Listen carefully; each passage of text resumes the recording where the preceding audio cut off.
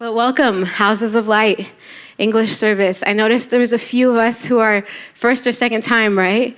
So be excited. This is a great moment just to be here. And I'm so excited for the message the Lord has for us today. A couple weeks ago, we had our Passion for Jesus conference. And this message came up. So this is, you're invited to the table. And before we get into the message, I actually wanted to share this photo with you guys. This is actually one of the tables that we set for Caesar and my wedding. So I want you to just picture what it's like for you to sit at a table like this one, right? Especially when you think about maybe a wedding. I don't know if you've been to a wedding with people that you don't know, or maybe you only know the bride or the groom, and then you're assigned to a seat next to somebody that you've never met before. Has that ever happened to you? Yeah. So I want you to just picture for a second what comes to mind when you think about the table. Maybe you're someone that this looks super familiar. Like maybe at home, your mom was the kind of mom who loved to set the table. And when it was Christmas, your table kind of looked like this. And there was decorations, and there was, music, and there was a theme. My mom loves to decorate according to the seasons. So if you go to my parents' house right now, it's all turkeys, and it's all, fall and orange. And the table is set with like a fall leaf tablecloth, right? And all of her placemats are in the shapes of turkeys, because that's the table that I grew up at. But maybe for you, the table wasn't like that. Maybe you grew up where you ate your meals by yourself, like you came at home after school and there wasn't anybody, so you just popped something in the microwave and you ate your meals alone or with your siblings. I know on the days that my parents weren't home, my sister and I would get really creative with the microwave. We would just, because we weren't allowed to use the stove, so we would just see what things we could put in the microwave to make different inventions of ham and cheese something, Or maybe the table is super awkward for you. Like you think of a setting like this and you can only see anxiety. And you think, I could never, like, who am I going to talk to? I don't know anybody. Or worse, I do know them, but I don't want to sit here and look at them for 2 hours, right? Especially with holidays coming up, I think we're all going to have some version of the table in our lives really soon. And maybe the stereotype for your holidays is the way it is for all the jokes that we hear, right? Where you have the one uncle that's on the far right and your aunt that's on the far left, and everyone's going to try to have Thanksgiving dinner together, and it's going to be awkward, and there's going to be arguments, and maybe you're not looking forward to it. But what I find super interesting is that the Lord invites us to the table all the time. And so today we're going to look at the table. And when I say the table, I mean this kind of table, like a table that is set for a big family. Because believe it or not, when we come to service every week, what we're supposed to be coming to isn't an auditorium where someone is sharing and others are listening. It's actually meant to be a table where the Lord is the host and we get to participate not just with God and in conversation with God, but with each other, right? So I don't know how many people you know in this room, or if it makes you uncomfortable to even think like, oh God, what if I have to talk to a stranger today? I'm that kind of person where it's hard for me to talk to people that I've never met before. And so Christianity has stretched me because the Lord calls me not just to connect to Him, but to connect to the people next to me. Whether they're just like me, whether they trigger me, whether they're the opposite of what I prefer, right? Because how many of you know my triggers are more about me than about them, right? So the Lord invites me to heal through conversations with Him and my brothers and sisters at the table. So are you guys ready to talk about the table? Come on. Okay, so maybe it doesn't feel like a comfortable place for you to be. But today we're going to hear what the Lord's heart is for the table, specifically his friendship and fellowship with us in this room every week. It's not supposed to be an every week moment. It's supposed to be an everyday moment. Like every day at your house, the Lord wants to sit at the table with you. Isn't that awesome? Maybe it's scary. So I want to give you an example of a table that was beautiful but terrifying. I flew to another country to my friend's wedding with two of my friends. And the friend who was hosting this wedding, she loves people, And she has friends from all over the world. And they're like all her favorite people. So there was maybe 300 people at this wedding, and I knew 3. The people that I flew, like me, myself included, that's one person that I knew. And then my 2 friends. And so we get to the part of the wedding where you see the seating chart, right? And I look for my table, and I was like, okay, I found my table. And my 2 friends that I came with, they pull up their table. And to our surprise, we are all at different tables. All of us. And then I get to my seat, and it turns out that she had intentionally scrambled everyone. So instead of doing what most brides do and being super, super careful to make sure that people were next to people that they knew or people that they would be comfortable with, she thought about all of her friends, and she said, I want my friends to be friends with each other. So I'm going to sit them not next to the people that they know, but next to the people that I want them to connect with. Because I love them and they're all my friends. But I really think that they could come to love each other if they just sat and talked next to each other over dinner. And so I remember that it was true. So I was not around people that I knew, but I love art. And the girl sitting next to me was an art therapist. And then I was like, this is amazing. And so I'm talking to her. She's an art therapist. The guy sitting next to her is a documentary director. And I was like, what? Who are these people? And then I work with high school students, right? I was a youth pastor for a long, long time. And the guy sitting on my other side, he's a high school history teacher. So suddenly I find she has surrounded me with people that could actually really be my friends. But at the beginning, it was so tempting to change my seat so I could be more comfortable, right? And everyone who knew her in the wedding would tell people like, no, she worked really hard and really intentionally to put you in the seat where you are. Give it a chance. Don't just switch seats. Like, she thought about this all night last night. Like, she didn't even sleep because she was getting the seating chart ready because she wanted you to connect. And it was scary and uncomfortable, but also I think it's one of my favorite weddings I've ever been to because I felt so connected to the bride because she connected me with her friends. And that's a lot. That reminds me so much of how the Lord sets up church, right? You and I don't get to pick the people that are in this room with us. We didn't go to God and say, hey, Lord, so I'm going to go to church today, and I have a request for the people that I would like to go to church with. I would like for them to be politically conservative, but not so conservative that I'm scared. But I would also like for them to agree with me and maybe challenge me, but not that much because I don't want them to disagree with me because that would be really hard. Also, I would want them to talk like I talk and maybe like the same food that I like, because if we're gonna go out to eat after church, I don't wanna have to go somewhere where it smells kind of funny and the food is weird. So if you could do that for me, God, then I'll go to church and it'll be great. Did anybody have that conversation with God? Was he taking requests when you joined the church? No, right? None of us chose.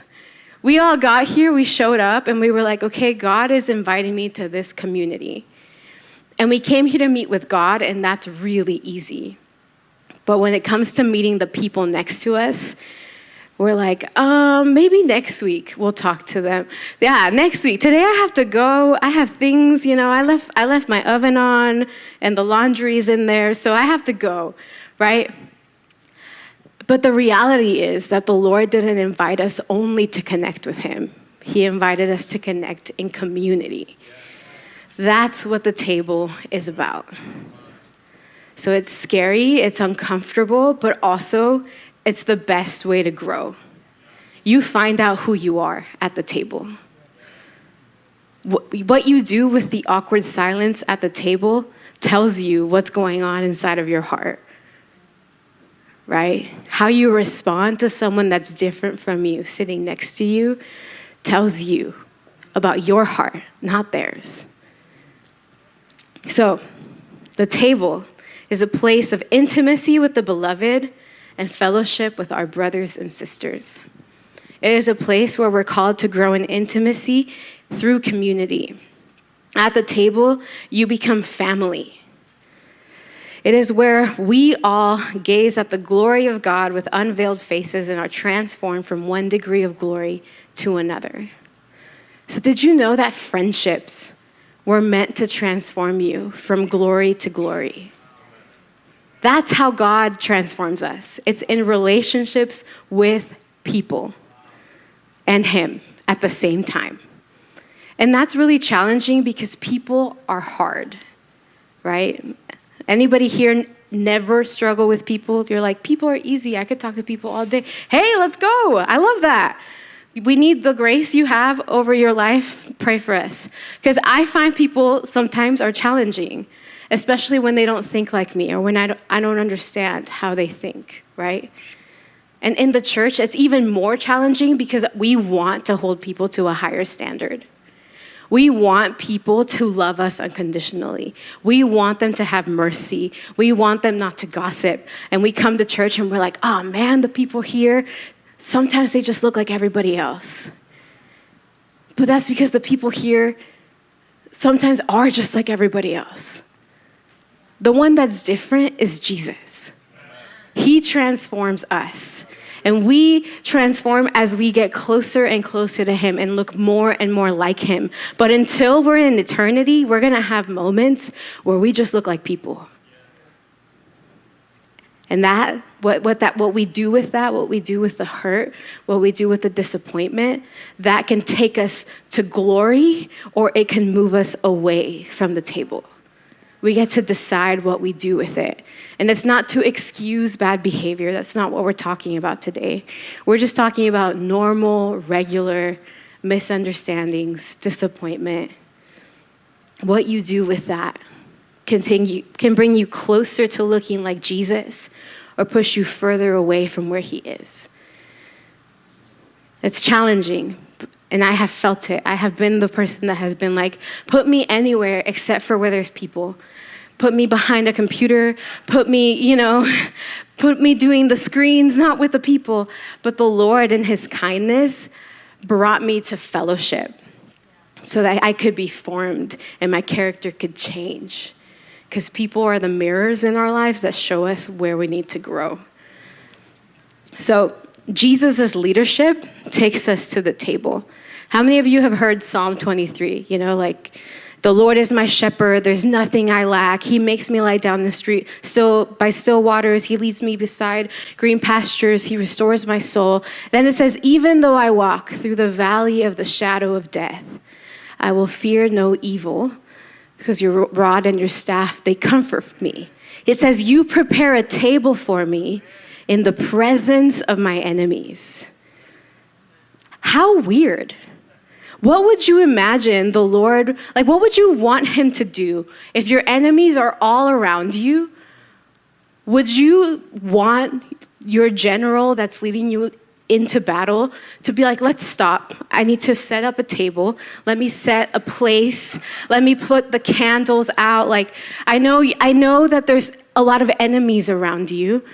So instead of going to war, we're going to sit and eat together. Whatever it is that they're going to do, that can wait. Let's sit, you and me. That's what God does.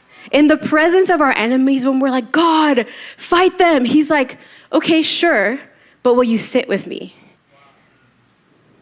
Let me make a feast for you in the presence of your enemies. It doesn't make sense. It's kind of inconvenient, right? If I were David in this moment, or the psalmist, I'd be like, but Lord, why don't we pick up a sword? Like, we got to fight my enemies. But the Lord's warfare is at the table. He says, this is how we fight. We sit and we walk in friendship, and we do intimacy. You and me, we go deep with each other. And soon you find that your enemies, they disappear. Right? Sometimes it's because they weren't really our enemies. Our enemies might have been raging from inside of us. And all we really needed to do was lock eyes with Jesus and talk with him and let him heal the places in our hearts that we have been removing from his sight, that we have been like, no, Jesus, it's a little too messy in there. Don't look at that. And he's like, oh, where you want me to not look, that's where I want to prepare a table for you. Where you want to run away, that's where I want to camp out. Because I think it's worth it to sit here and talk it out. That's where the leadership of Jesus takes us. It says, in the presence of my enemies, you anoint my head with oil and my cup overflows. So you're at a table and now he's pouring oil on your head. And that could feel messy. But did you know back in the day, shepherds would pour oil on the heads of their sheep to keep the flies away. Because flies would come and lay eggs in the nasal passages of the sheep and bring diseases and even blindness. So, and just this is like an interesting connection, but one of the names for Satan is Beelzebub, which means Lord of the Flies. So when you think about the table, that's the place where God pours oil on you to keep the enemy away. So if you're wondering, man, why does it feel like the enemy has so much access? Like, why do I have so much going against me in my life? I'll ask you, when was the last time you sat at the table and you just let the Lord pour oil on you? Even if it felt inconvenient, even if you're like, this doesn't make sense. I'm in the middle of war. I need to fight. And the Lord's like, you need to sit and you need to let me anoint you with oil. And with that, your enemy will flee. You won't even have to fight. So that's where the leadership of Jesus takes us. If we look more at the table throughout the Bible, we see that the table is not a place to visit, but a place to remain. It's not enough to sit here once a week. We need to live at the spiritual table. When God is about to release powerful movements on the earth, he calls his followers to sit at the table. So check it out. In the first Passover, you guys remember when Egypt was receiving the 10 plagues, right? And God was trying to get Israel free. The last plague was going to be that he was going to go throughout the land and kill the firstborn son of all of the Egyptians, because they had spent generations killing his children. So it was like, okay, this is enough, right? It was the last straw. So what God asked his people to do was, okay, you are going to prepare a huge meal. In fact, you're going to get a lamb. You're going to slaughter the lamb. You're going to set aside the blood. You're going to put the blood of the lamb on your doorframe. And then while the plague is going on outside, you and your family are going to eat together at the table. That was the Passover. So while they're eating at the table, the curse is passing over them. They're not receiving any consequences. They're not getting any evil or any loss in their own lives. That was the first extravagant table. And that feast, the Feast of Passover, it's a big meal. He's not saying, he was being generous with them, right? He was telling them, feast in the presence of your enemies. So at the table, God's people experience freedom. The things that would affect us if we weren't there can't reach us, because that's at the table, the curse passes over you.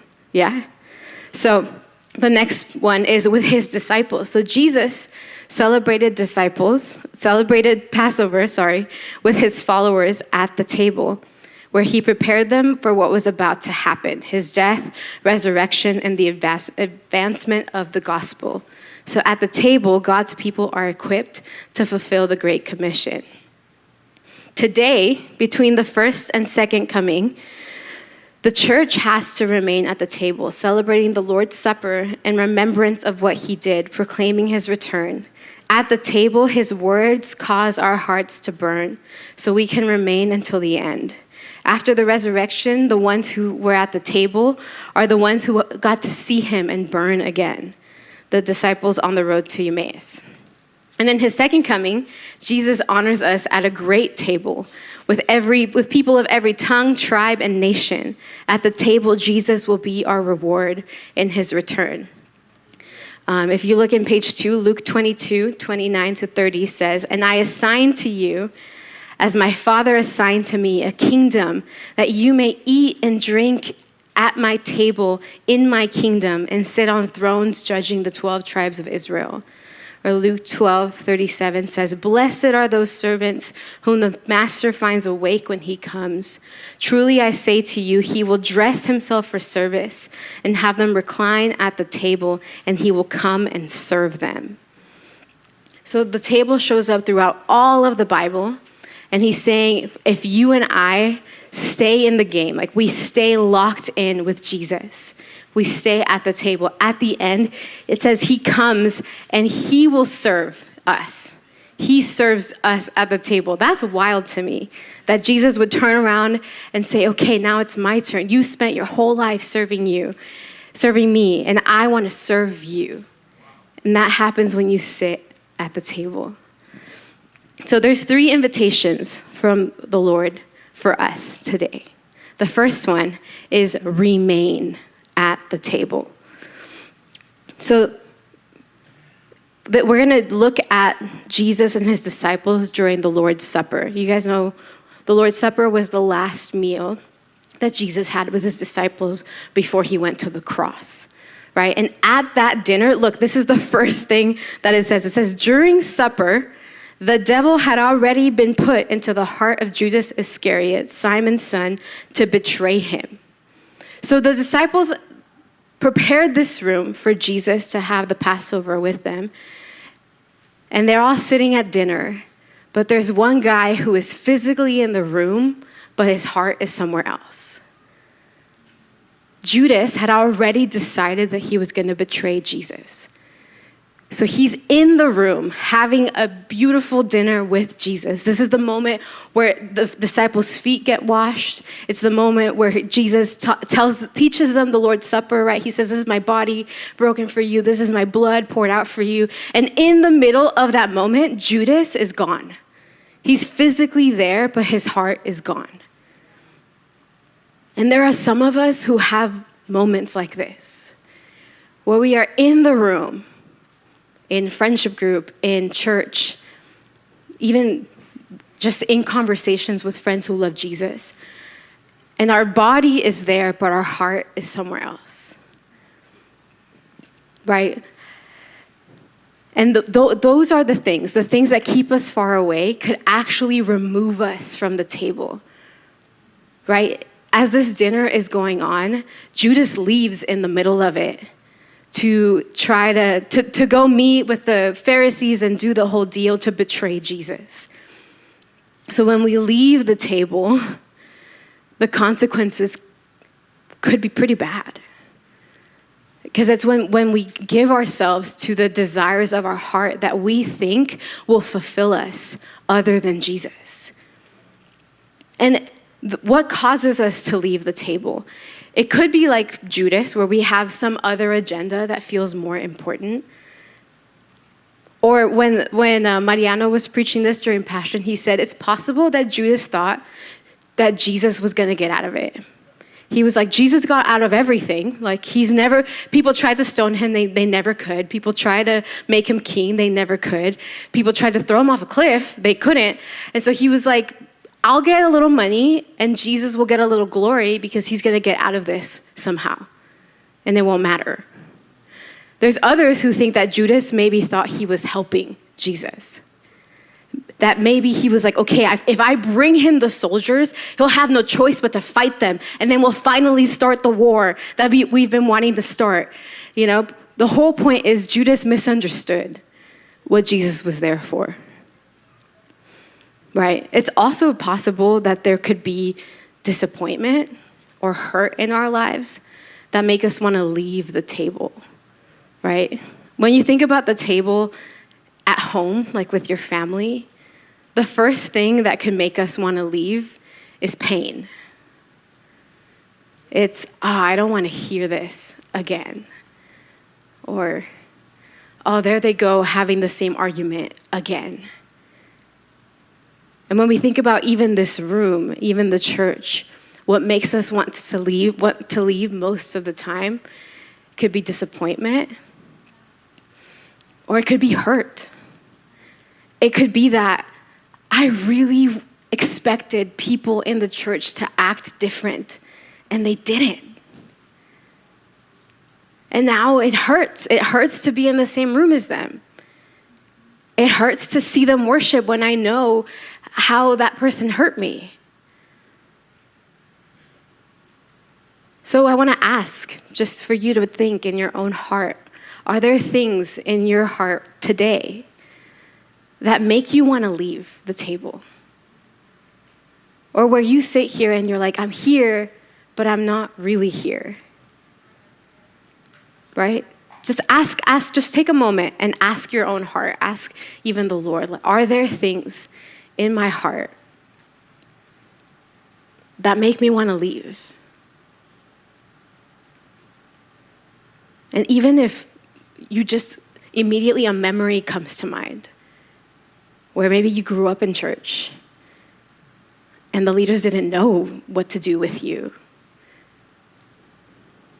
Or maybe your leaders were really, really young and they were immature in how they tried to help you. And if you think of something, you can write it down or you can put it in your notes.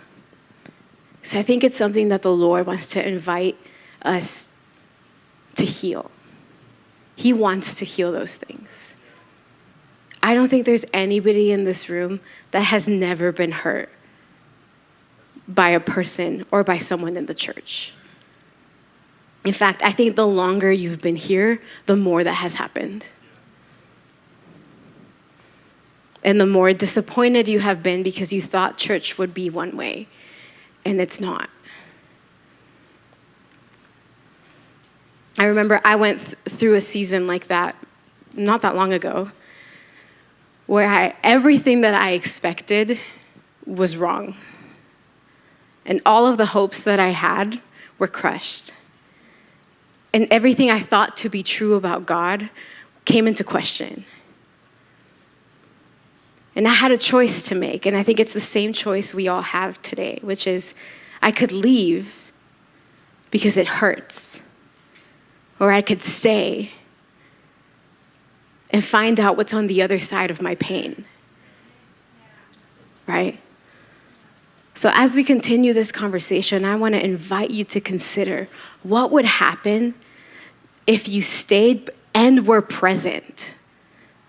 Not just I'm here physically, but my heart is somewhere else. It's I'm here and I'm fighting to connect with the Lord and with the people next to me. That's where change happens, when we do both. Because if we go on, this is our posture at the table is mixed. But this is how Jesus showed up to the table. John 13:3-5 says, Jesus, knowing that the Father had given all things into his hand, and that he had come from God and was going back to God, rose from supper, laid aside his outer garments, and taking a towel, tied it around his waist.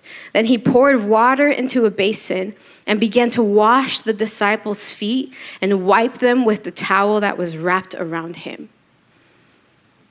So we just read that Judas had the devil in his heart. And the next verse is, and Jesus got up, took off his outer garment, put on a towel, and started washing all of their feet, including Judas. This means Jesus washed the feet of the one who would betray him. He washed the feet of the one who would deny him. He washed the feet of the one who would not believe him. He washed the feet of those who wouldn't be able to keep watch and pray in the hardest moment of his life. He washed the feet of those who wouldn't be there when he died. It shows that he chooses the imperfect ones who make mistakes. Right? We show up to the table with all of our mixed emotions, and Jesus shows up to the table ready to wash our feet.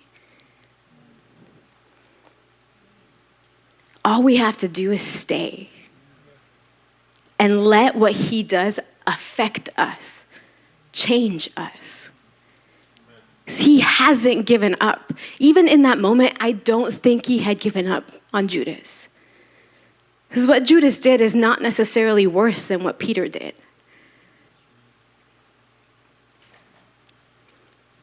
He wanted the ones that were his to stay with him.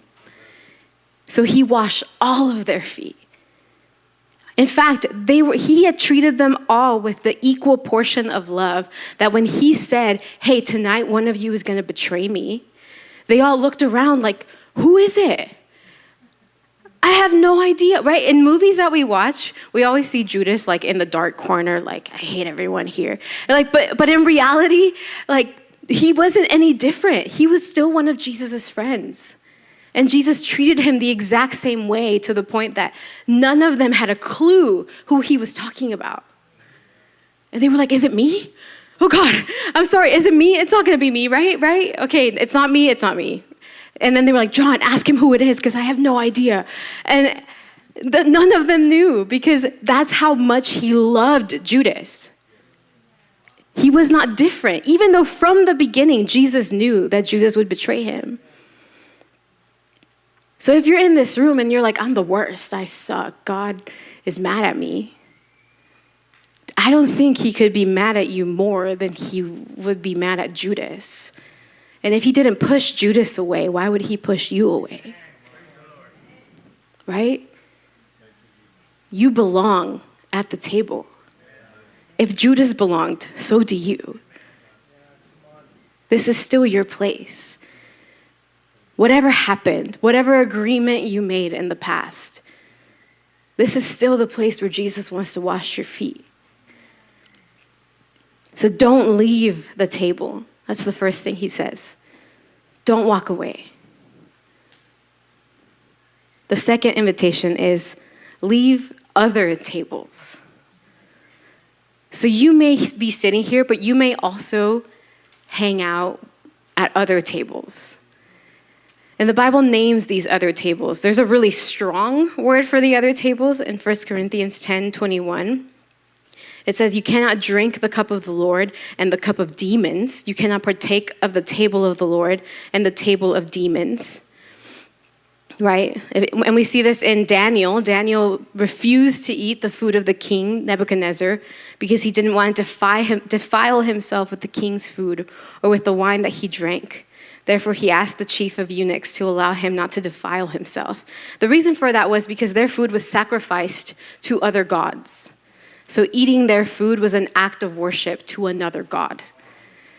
And so Daniel said, I don't want to do that because there's only one God that I worship. So if that means that I don't eat meat because your meat is sacrificed to your God, then I will be a vegetarian. Because I'm not going to partake of something that is in partnership with something that's not my God. Right? For us, I don't think any of us know people who cook meals that they sacrificed to a physical God. But those gods are also represented by value systems. Right? Like we could value money. We could value success. We could value like pride or lust. And we can give ourselves to fellowship, like to spending our time and building intimacy with lust or with money, with success, right? There's another moment in Revelation 2:14, it says, I have a few things against you. Some of you there hold the teaching of Balaam, who taught Balak to put a stumbling block before the sons of Israel, that they might eat food sacrificed to idols and practice sexual immorality. So that's a table. that we might be participating in a small way or in a big way. There is no sin that's smaller or bigger than the other, right? In Romans, we learn that if you break one law, it's as good as if you broke them all. So it could be we're participating in fellowship with pornography, or with having sex outside of marriage, or with letting people have intimacy with us without any kind of commitment, whether it's emotional intimacy or physical intimacy, right? There's something there that's out of order. It could be something like that, or it could just be, I just really want to have a lot of money. That's my goal in life. It's who I want to be. And if that's your priority, that's interesting. Jesus literally said you cannot serve both God and money. You will either love one and hate the other, and that's it. Like there's no in between. You can't sit in two chairs or at two different tables at the same time. Right? The last one is the table, or the table of fortune or wealth. In Isaiah 65:11, it says, "But you who forsake the Lord, who forget my holy mountain, who set a table for fortune and fill cups of mixed wine for destiny." So some of us want to prepare our lives so that we can have lots and lots of wealth. And that's not a bad thing, but when the only presence at the table that we are at is wealth, or the hunger for wealth, and there's no Jesus, we're at the wrong table, right? When we follow Jesus, he says, "I have come that you may have life and life in abundance." Now, it doesn't mean abundance like the way we picture, where there's coins and you can just swim in all the cash. It's not like that. But it does mean that you will have everything you need. It means you will not be afraid that you will not have enough, because you have the good shepherd with you and there is nothing that you lack. But that's different than striving after wealth or striving after success at the cost of your family or your ministry or your calling or your identity, or your integrity. Does that make sense? So we could be partnering with other tables. It could even just be the table of entertainment, like distraction. It could be that I live my life to just be distracted. That's a table too. And it's really hard for me to be distracted and devoted at the same time. Does that make sense? I know that one might be harder to swallow or harder to comprehend, because we don't literally sacrifice our food to idols. But there are things that we do and things that we practice that could be discipling us into a specific kind of person that might not be the person of Jesus, right? So just consider that. Like, an example is social media could disciple us to be people of performance, right? People of appearances. As long as everything looks good, everything's okay. And that doesn't mean you can't participate. It doesn't mean you can't do it. But it means, is that the table where I'm feeding myself? Or is that just a tool that I use? Does that make sense? Okay, so we stay at the Lord's table and we leave other tables. And the last point is prepare a table for him. Mariana put it this way. He said, flip the other tables and come prepare a table for him. So in our lives, there's tables we have to flip, right? There's things that it's like, okay, I'm not going to be distracted. I'm not going to be lazy. I'm not going to be passive. I'm not going to give myself to only wanting money all the time. Like, I'm going to give myself to the Lord. So I'm going to flip these other tables. And I'm going to make this a space where I can host Jesus, right? In this story of the disciples and Jesus having dinner with them, he actually sends his disciples to prepare the table for everybody else, right? So when you're really, really good friends with someone and you go to their house for dinner, do you let them do everything by themselves? Do you sit on the couch and go, hey, like, let me know when the food's ready, right? And I don't think you do that. You sit in the kitchen and you're like, hey, is the food ready? Do you need help? Can I put the dishes? Like, can I pick up trash? What do you need, right? Even though it's their house, you help because you love them, right? Or even if they prepared the meal, then you pick up all the dishes and you wash them.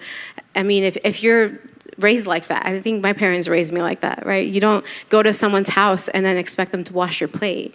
You pick up your plate and you go and you wash. And if you end up scrubbing the whole kitchen, then that's what you do, because that's honor to the people that are hosting you, right?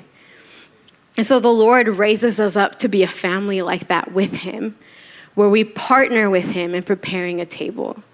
So we take our part. We don't just come as consumers. We also help. We make the space for him. Yeah? So what does that look like? There's a whole teaching we could teach about this. And if you are someone who does our schools and has done discipleship, we talk a lot about building a resting place for the Lord. And that's language you'll hear a lot here. But it's basically the Lord throughout history has been looking for a place where he can be with us. One-on-one, like face to face. He invites us. In fact, he never invited us. David discovered that God was longing to be somewhere with his people. And he said, oh my gosh, like I have a house, I have a castle, I'm a king. And the Lord, who is God of the universe, he has nothing. He has a tent. He was like, that's wrong. We have to build a place for God to come and dwell. And God said, who told you this, David? I never asked you for a house, but this is my longing.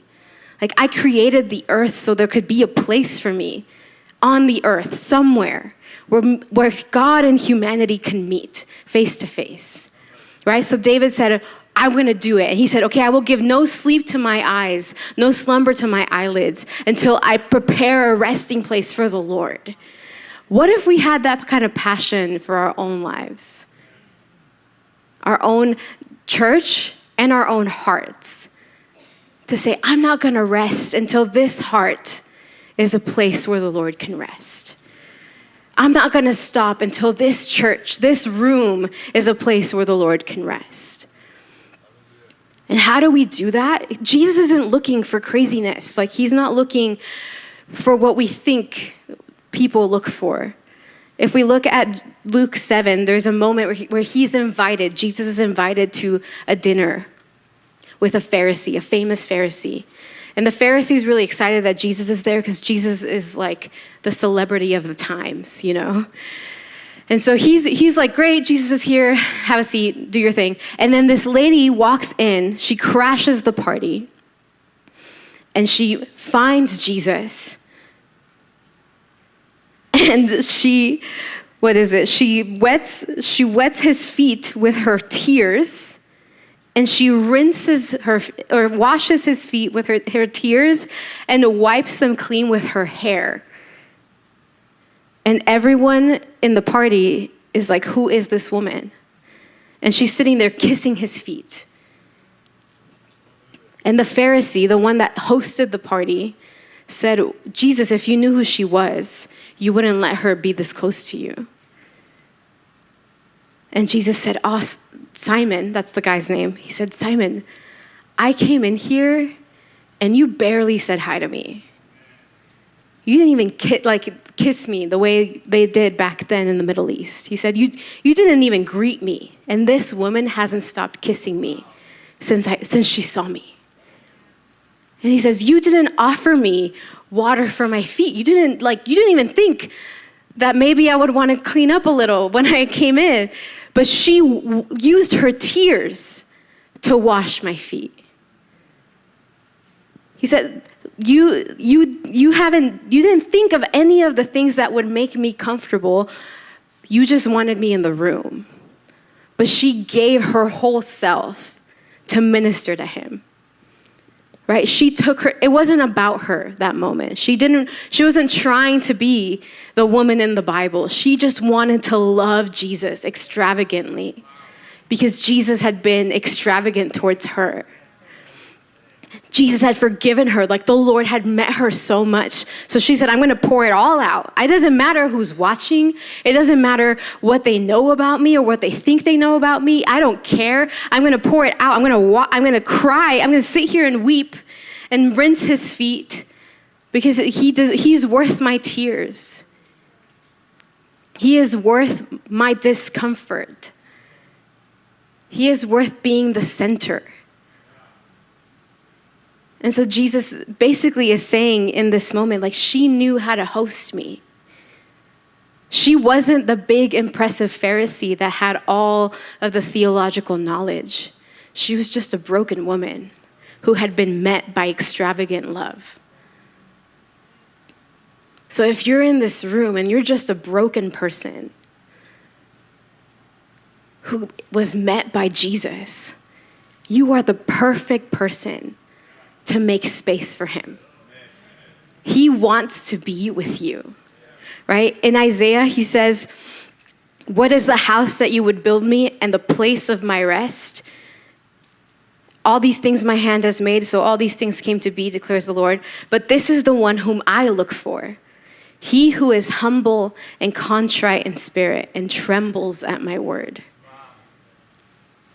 He's saying, oh, if you're broken, if you're needy, if some people would be like, if you knew who that guy was, if you knew what they had done, if you're that person, but you're like, man, Jesus, I just want to lay it all down.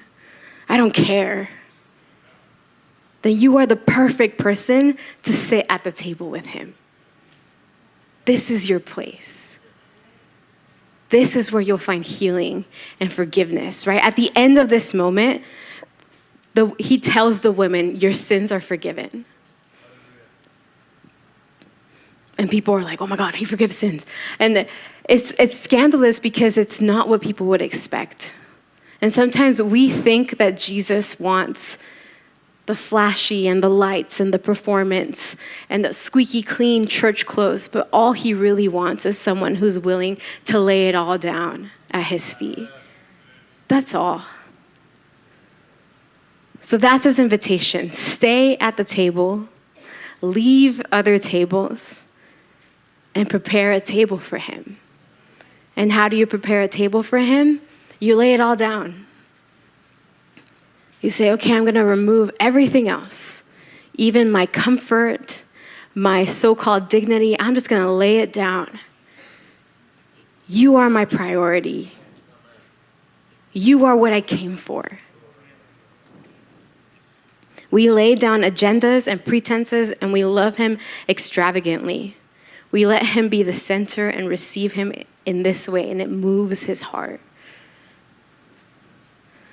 So today, we're asking, what are the things that make you want to leave the table? Are you holding hurt or pain? This woman, I think she was holding a lot of pain and a lot of hurt. But she came to the table and laid it all down. And I think today the invitation to us from the Lord is to come to the table and lay it all down. To stop pretending like we're okay and to let him see us for who we really are so that we can meet him for who he really is. So as we consider this and we prepare to respond, let's just stand together and let's pray.